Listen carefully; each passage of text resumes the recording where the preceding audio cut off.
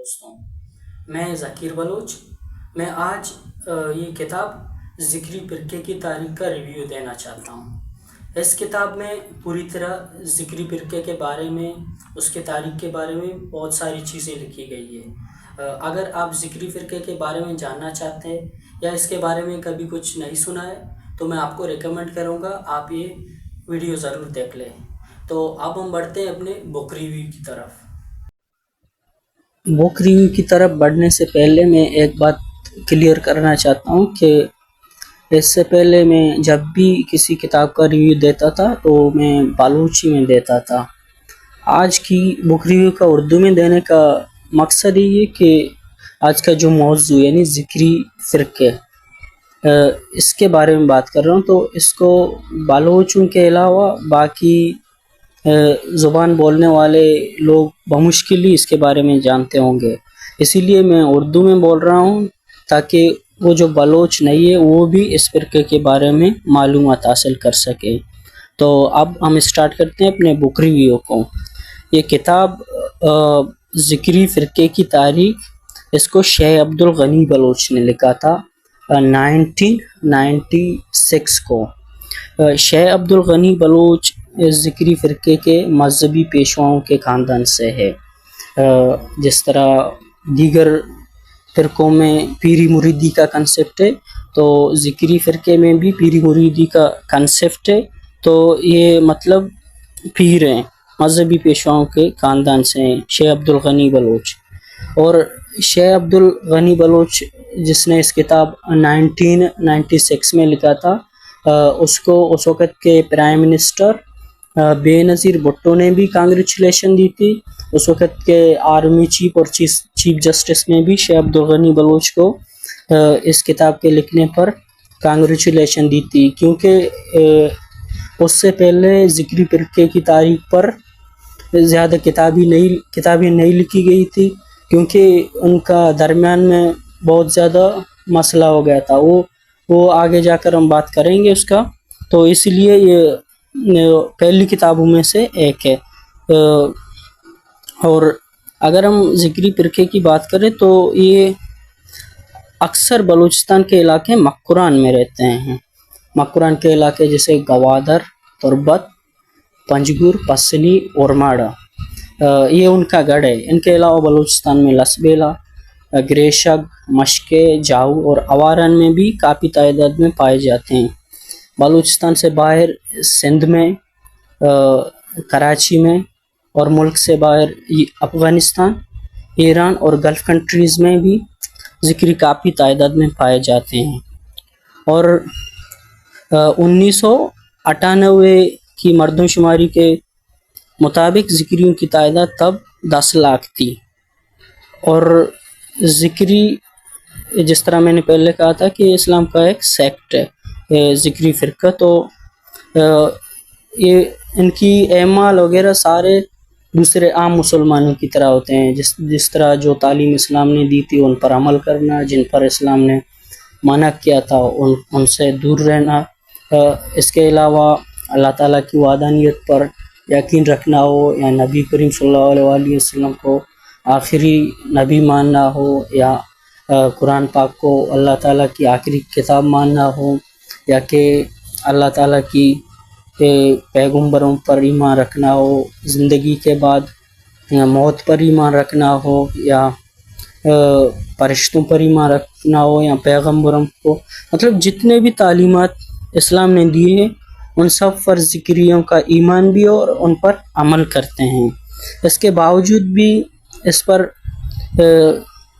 الزام ہے کہ مطلب یہ ہیں وہ ہیں، مثال مسلمان نہیں ہیں، غیر مسلم ہونے کا فتویٰ دیا جاتا ہے، جو کہ کامن ہے، ہر فرقے کا بندہ دوسرے فرقے کو الزام دیتا ہے۔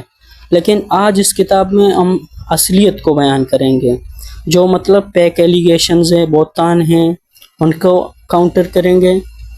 ان کے ساتھ ساتھ ذکری فرقے کی ہسٹری پر بھی نظر ڈالیں گے۔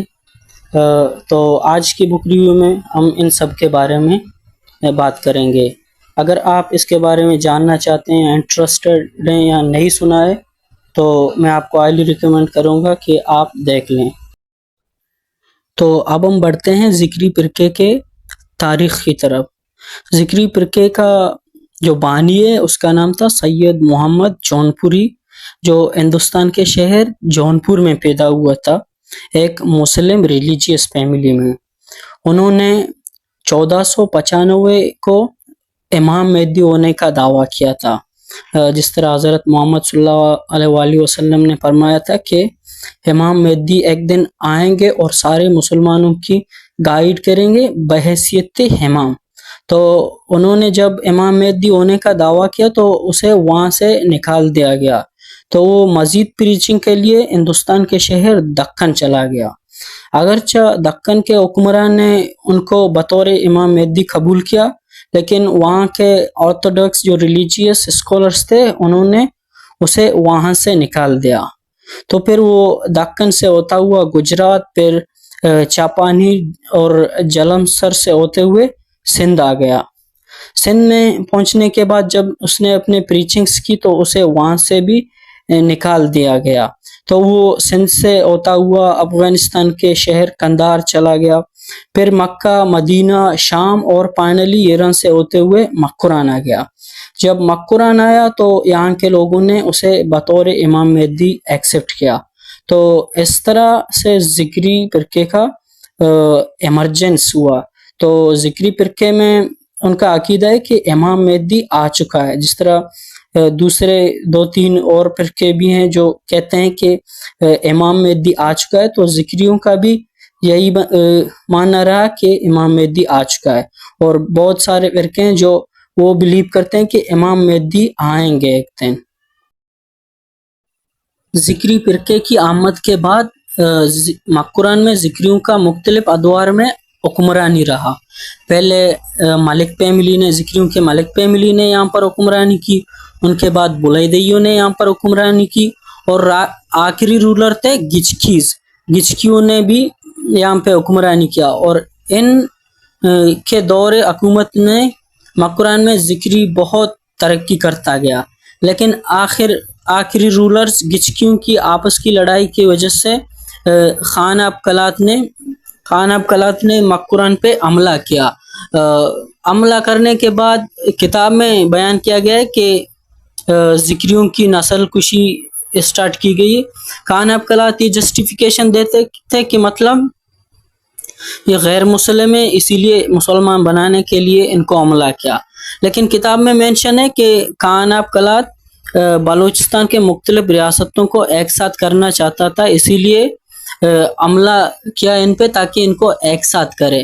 تو یہاں پہ بھی آ گیا، یہاں پر مطلب مذہب کا نام دیا لیکن یہ سیاسی تھا، کیونکہ خان آب کلات چاہتا تھا کہ بلوچستان کے سارے ریاست، جس طرح ہم جانتے ہیں کہ اس وقت بلوچستان کے 4 مختلف ریاست تھے، مکران، لسبیلا، کلات اور خاران. تو ان کو ایک ساتھ کرنے کے لیے خان آب کلات نے حملہ کیا. تو اس کتاب میں مینشن ہے کہ حملے کے بعد خان آب کلات نے ذکریوں کی نسل کشی کی. ذکری یہاں سے بھاگ گئے، پہاڑوں سے چلے گئے، کچھ نے بلوچستان سے باہر نکل گئے. اور یہ بھی مینشن ہے کہ ذکریوں کی ساری مذہبی لٹریچر کو تباہ و برباد کر دیا، اور ذکری یہاں سے مطلب ختم ہونے کے برابر ہو گئے، پہاڑوں میں جا کر رہنے لگے. اگرچہ خان نے اس کو ریلیجیس ایکسکیوز بتائی تھی، ریلیجیس ریزنز، بٹ یہ پولیٹیکل تھا. تو اس طرح مطلب ذکریوں کا زوال ہوا. اور چونکہ ذکریوں کی لٹریچر ختم ہوئی تھی تو اس لیے ذکری فرقے کی تاریخ کے بارے میں زیادہ معلومات آپ کو نہیں ملیں گے، جتنے ہیں یہی ہیں. ذکری فرقے کی ہسٹری کے بعد اب ہم بڑھتے ہیں ان فیک ایلیگیشنز کی طرف جن کو بنیاد بنا کر الزام لگایا جاتا ہے کہ بھئی ذکری یہ کرتے ہیں وہ کرتے ہیں، جو کہ سچ نہیں ہے. کیونکہ فیک ایلیگیشنز بہت آنے دوسرے لوگ بولتے ہیں، اور اس کے ساتھ ساتھ ہم ان کی عبادت کے بارے میں بھی بات کریں گے. تو سب سے پہلا بہتان یہی ہے، الزام یہی ہے کہ نماز نہیں پڑھتے ہیں نا. ابھی نماز پڑھتے تو ہیں، اس کو ذکر کہتے ہیں. اب کس طرح میں ایکسپلین کروں گا. ابھی نماز کے لیے قرآن میں کس لفظ کا استعمال ہوا ہے؟ صلاۃ کا. اور سلاد کے ساتھ ساتھ سلاد کا مترادف کون سا لفظ جو ہے؟ ذکر چوز ہوا ہے. تو سلاد اور ذکر مطلب ایک ہی چیز ہے، یعنی نماز. اب نماز فارسی زبان کا لفظ ہے تو اسی لیے یہ اپنے زبان میں اس کو ذکر کہتے ہیں. ہاں پڑھنے کا طریقہ الگ ہے، جس طرح ہر فرقے کا 70 پلس فرقے ہیں اسلام میں، بہت سارے سیکٹس کا طریقہ کار نماز پڑھنے کا الگ ہے، لیکن پڑھتے سب ہیں. اور ذکری بھی پڑھتے ہیں، لیکن یہ اس کو ذکر کہتے ہیں جو صلاۃ کا مترادف ہے، جو قرآن میں استعمال ہوا ہے. اور جو نماز ہے یہ فارسی زبان کا لفظ ہے. تو مطلب یہ کہ ذکری نماز کے منکر ہیں، یہ فیک ایلیگیشن ہے. نماز پڑھتے ہیں لیکن اس کو ذکر کہتے ہیں.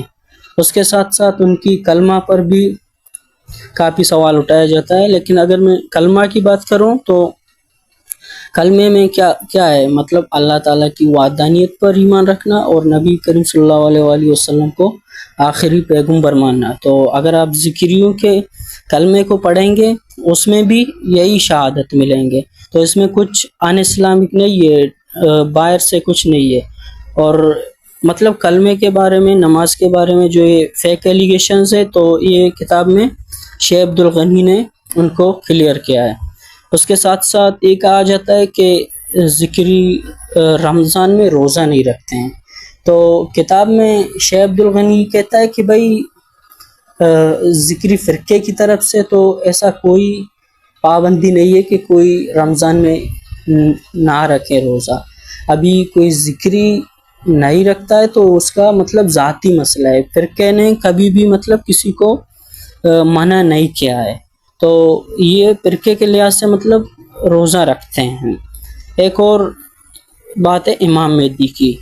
امام مہدی کے بارے میں جس طرح ہم جانتے ہیں، نبی کریم صلی اللہ علیہ وآلہ وسلم نے کہا تھا کہ آئیں گے بطور امام آئیں گے. تو ابھی باقی فرقوں کے لوگ کہتے ہیں کہ امام مہدی آئیں گے، اور ذکری واحد نہیں بلکہ 2-3 اور فرقے مانتے ہیں کہ امام مہدی آ چکا ہے. تو امام مہدی جس طرح میں نے ہسٹری میں بیان کی تھی کہ سید محمد جون پوری نے امام مہدی ہونے کا دعویٰ کیا تھا، سفر کر کے ادھر ادھر آخر کار مکران میں آیا تھا، اس کو ایکسپٹ کیا تھا. تو وہاں پہ اس سیکٹ کی اسٹیبلشمنٹ ہوئی تھی. تو مطلب امام مہدی سید محمد جون پوری جو ذکری فرقے کا بانی ہے اس کو امام مہدی ذکری مانتے ہیں. اس کے علاوہ ایک اور بندہ ہے جس کا ذکری سیکٹ سے تو کوئی تعلق نہیں ہے، لیکن اس کو اس کے ساتھ ایسوسیٹ کیا جاتا ہے. اس بندے کا نام تھا ملا محمد اٹکی، جو پنجاب سے تھا، اور جس نے توبہ نعوذ باللہ آخری نبی ہونے کا دعویٰ کیا تھا. تو ذکری فرقے پہ الزام ہے کہ وہ اس کو آخری پیغمبر مانتے ہیں، لیکن یہ سراسر جھوٹ ہے.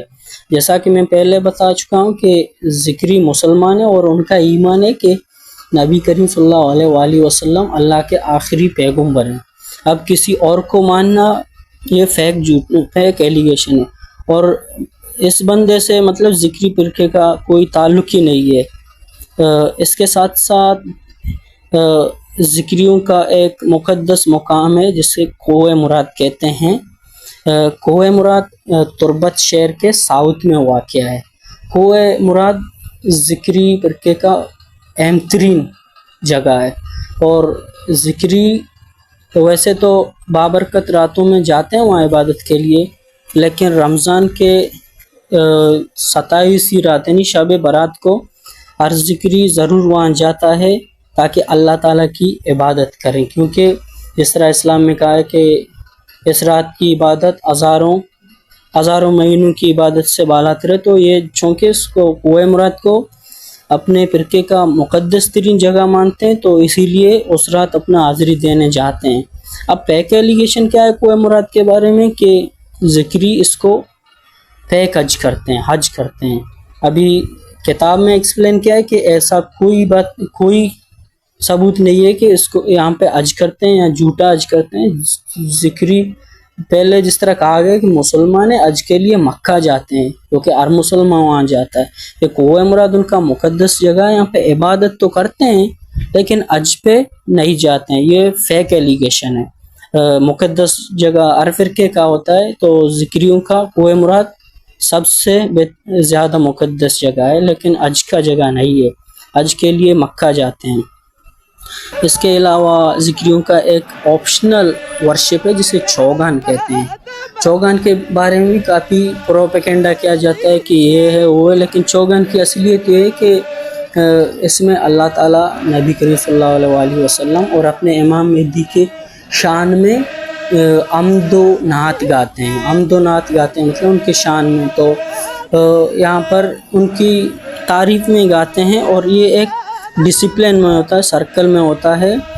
मर्द एक गोल दायरे में इस अशार को पढ़ते हैं, तो अल्लाह ताला की शान में, नबी की शान में पढ़ते हैं। अब इसके बारे में प्रोपेगेंडा किया जाता है कि ये है वो है, तो चौगान सिर्फ एक सिंपल इबादत है, ऑप्शनल इबादत है, और इसमें अम्दोनात पढ़े जाते हैं, जो कि हर जगह पढ़े जाते हैं अम्दोनात। और इसके अलावा जितने भी इबादतें क्या कुछ हो, इस्लाम ने जितना कुछ बताया, ज़िक्री उनसे इनकार नहीं करते हैं, उनको फॉलो करते हैं।